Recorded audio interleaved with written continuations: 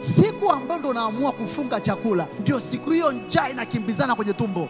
Ila siku useme hivi, leo sifungi, siku hiyo hakunaga njaa. Ila sema hivi, nafunga, ndio siku hiyo utashangaa unaanza kusikia harufu ya vyakula hata kama hujapika. Ndio siku hiyo unashangaa rafiki yako pale ofisini anakuletea chakula hata hujamwagiza. Kila simu inaopigwa siku nzima inahusu ofa. Shetani anakudanganya. Mfungo wa masaa 12 unaona kama ni wa miaka 12, anakudanganya. Atakuletea mawazo, anza kusema hivi, sijui nile kidogo. Rafiki yako anakupigia simu anakuambia hivi, njoo sehemu fulani, kodisha usafiri nitalipa. Kila uamuzi unaochukua, uamuzi sahihi. Jitahidi Mungu akupe neema upambane na majaribu yanayokuja kukutoa kwenye hiyo focus. Sometimes atakuletea na maandiko ndani yako. Ukila utamwomba Mungu msamaha. Yeye ni mwingi wa rehema, yeye ni mwingi wa huruma. Wema wa Mungu, huruma zake, fadhili zake hayalalishi uvivu. Mungu atakusukuma ufunge kwa sababu anajua mwaka unaokuja au miezi miwili baadaye kuna mlango Mungu anataka kufungulie. Kuna nguvu Mungu anataka invest ndani yako. Yale majira yanapofika, unapofika kwenye ule mlango,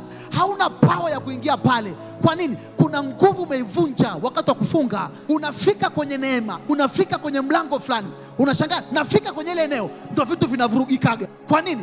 Kuna mfungo uliupuuza kule nyuma. Kuna level Mungu alikuwa anakusanya ndani yako ili upate nguvu ya kuvunja ule mlango, kukabiliana na vita ya pale. Hivi ndivyo watu wengi wanavyochelewa, wanavyokosa baraka kwenye maisha yao. Ukivunja mfungo, kuna kitu kwenye ulimwengu roho pia unakivunja. Yesu alifuta dhambi. Yesu hakufuta maombi, hakufuta kufunga.